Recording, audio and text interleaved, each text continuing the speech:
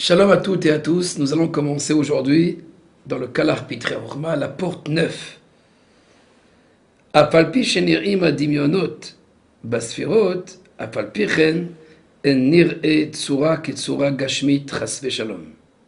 אלא נראה עניין אחד שמובן בו כאילו רואים הצורה היא למטה, וזה נקרא ראיית הנשמה. Bien que les images puissent être perçues dans les sphirotes, ces images ne représentent aucune forme matérielle. Cependant, on perçoit une idée qui est vue et elle est comprise comme si on voyait la forme dans le monde matériel. Cela se nomme la vision de l'âme, qui n'est pas comme d'ailleurs la vision corporelle. Alors ici, le Rambam nous explique quelque chose de très très simple.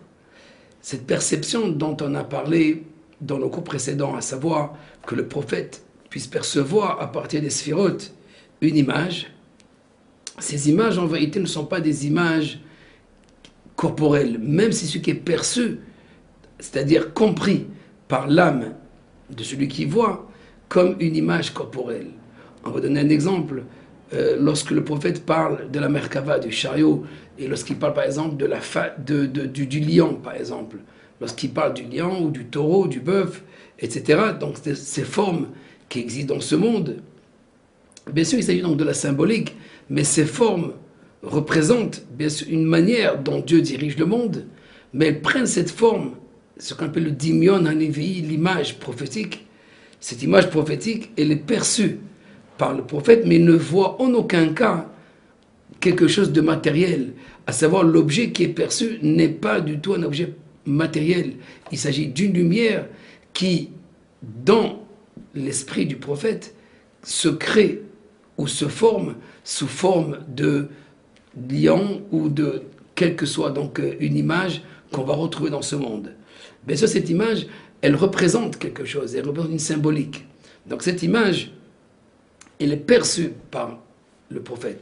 Il faut savoir que le Rambam, lui, a innové donc dans cette voie des séphirotes, comme nous avons déjà vu que les séphirotes sont les forces, les principes par lesquels l'Éternel a créé le monde et dirige le monde. Donc ce sont les principes aussi bien de la création que de la direction du monde. Ces principes sont aussi perçus.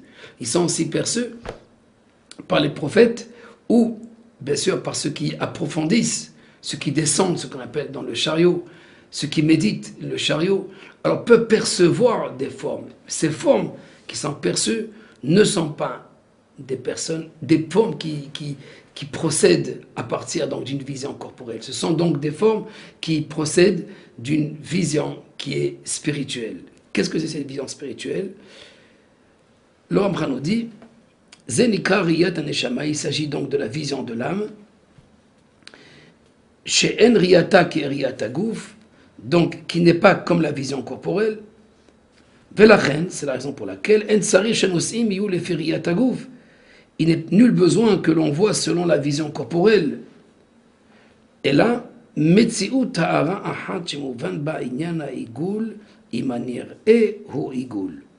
Mais il s'agit donc d'une lumière dans laquelle on comprendra un cercle si ce qui est vu est un cercle, ou une droite, si ce qui est vu est une droite. Le Rambam a pris l'exemple donc de deux images qu'on retrouve dans les écrits du Harizal, le cercle et la droite. Les sphirotes s'expriment à travers le cercle et la droite.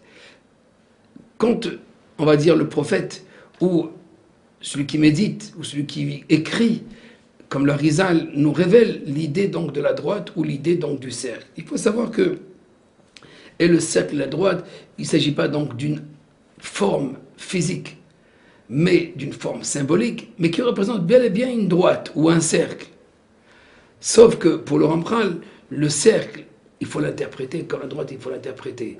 Alors quand on parle par exemple de Igulim, Igul ou Igulim, les cercles, les sphirotes sous forme de cercle, pour le Rambam, il s'agit de l'Ashgacha Klalit.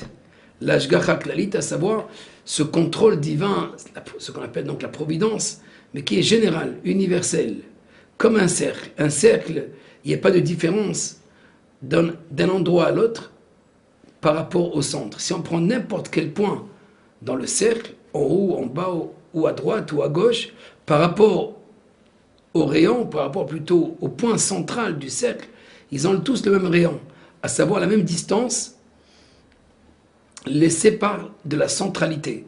Ceci dit que le cercle, lui, voit tout de la même manière. C'est-à-dire que le cercle représente cette manière dont Dieu dirige le monde, ce qu'on appelle Ashgacha Klalit. Par contre, la droite veut dire aussi la rectitude, veut dire aussi une voie droite, veut dire aussi Yosher, c'est-à-dire la direction qui, elle est pratique, individuelle. Quand on parle de droite, il y a la droite, ce sont des droites, des lignes droites, donc sous forme de verticale. Et donc cette voie montre en fait une manière dont Dieu dirige le monde, qui s'appelle donc les droites ou l'ashgacha pratit, c'est-à-dire la direction divine ou le contrôle individuel. Si le cercle représente donc l'universel, le particulier, lui, est représenté par la droite. Pour donner un exemple seulement à propos donc des droites et du cercle. On reprend donc notre texte. Im yosher, imu yosher, vechen kosharat munot, ainsi de même pour les autres images, à savoir que ce que le prophète retient, il retient en fait la symbolique de cette forme, mais en aucun cas la forme est une forme il ne voit pas de forme matérielle, mais il se représente cette forme matérielle grâce à sa faculté imaginative, bien sûr, c'est le dimion, les voyez, comme nous avons dit, c'est l'image prophétique par cette faculté imaginative donc du prophète ou de celui qui médite, et qui donc perçoit ces images à partir des séphirotes. Mais de toutes les façons, la forme matérielle n'est pas ce qui est réellement vu.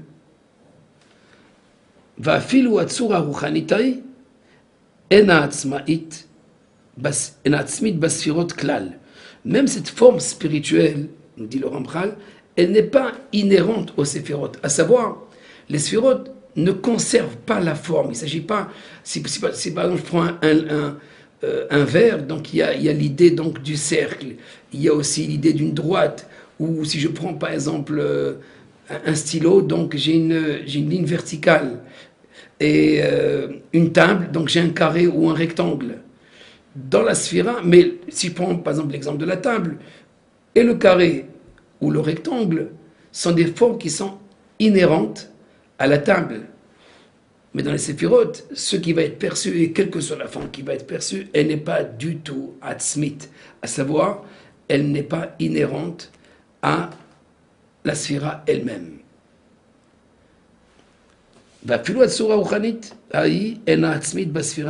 Donc même la forme spirituelle n'est pas inhérente aux séphirotes. Elle a besod malchut.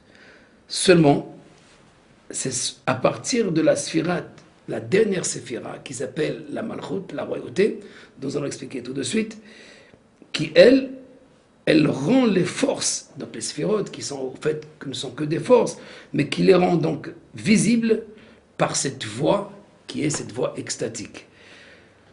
Résumons donc l'idée principale, ensuite nous allons expliquer les détails. Le Rambran veut nous expliquer ici, dans toutes ces portes-là, à partir de la porte 7, nous avons vu donc cette idée donc de ce qu'on appelle la forme ou l'image prophétique. La forme elle-même, elle n'est pas reflétée directement par la sphira. Elle est engendrée par la sphira, mais n'est pas reflétée par la sphira comme par exemple un objet dans ce monde qui reflète sa propre forme. Et la forme et l'objet ne font qu'un. Ici, la forme, elle n'a rien à voir avec l'objet, puisque l'objet lui-même dont on parle, c'est la sphira. Et les sphirotes ne sont que des forces divines.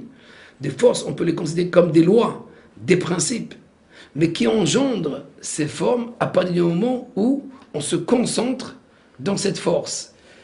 Mais même ces images qui sont engendrées par les sphirotes ne sont en aucun cas des images qui sont inhérentes à la sphira elle-même.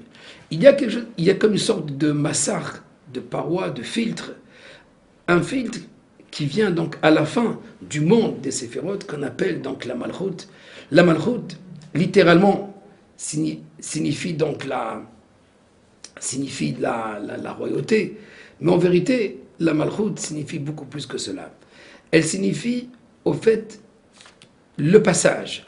Le passage entre le monde divin et le monde, on va dire, de la créature, le monde des créatures. D'ailleurs, la Malchut, comme la Shrina, la présence divine, est appelée aussi Malchut.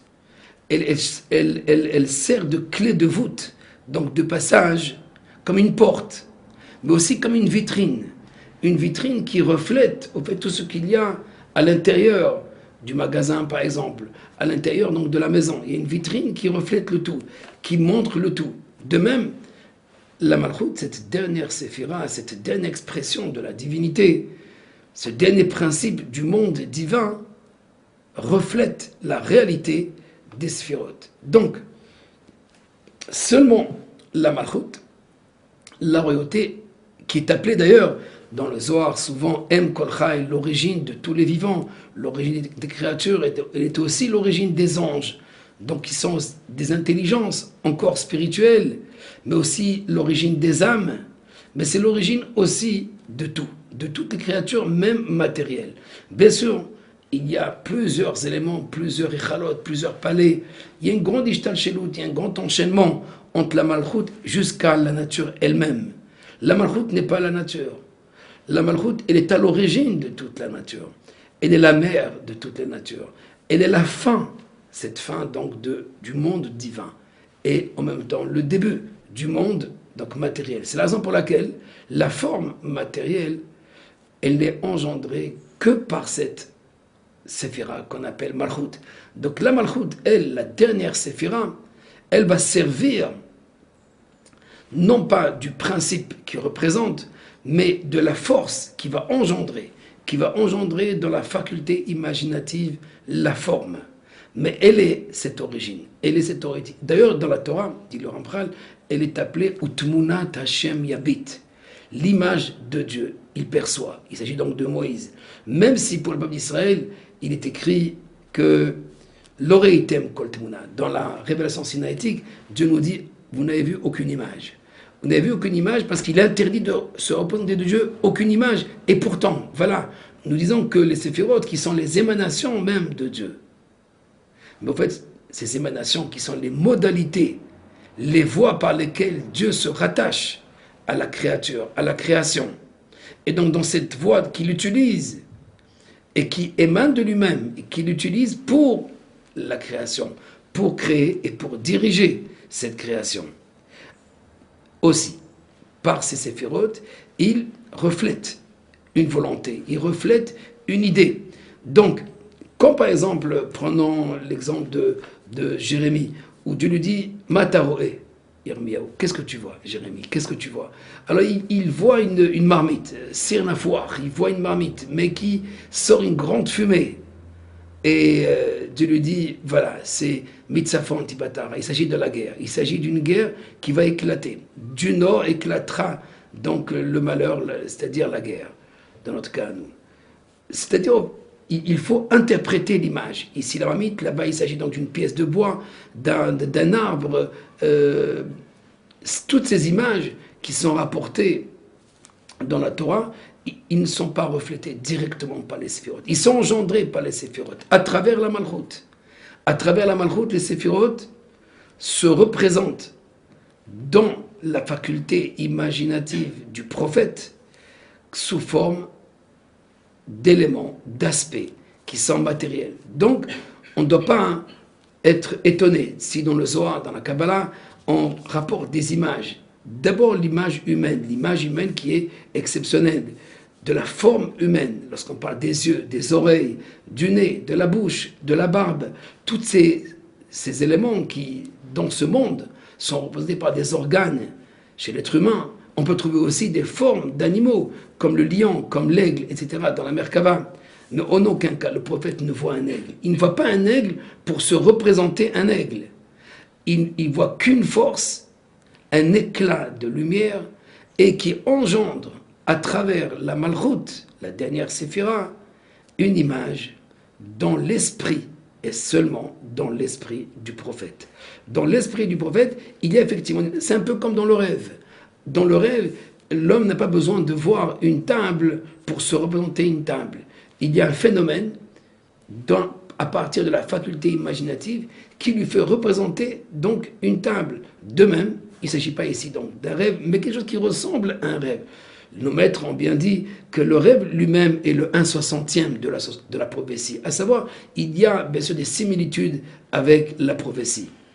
Dans ce cas-là, nous devons comprendre que lorsque les kabbalistes parlent des images, en aucun cas, ils ne parlent donc des images matérielles qui sont inhérentes aux séphirotes. Les séphirotes sont des émanations divines, des flux divins.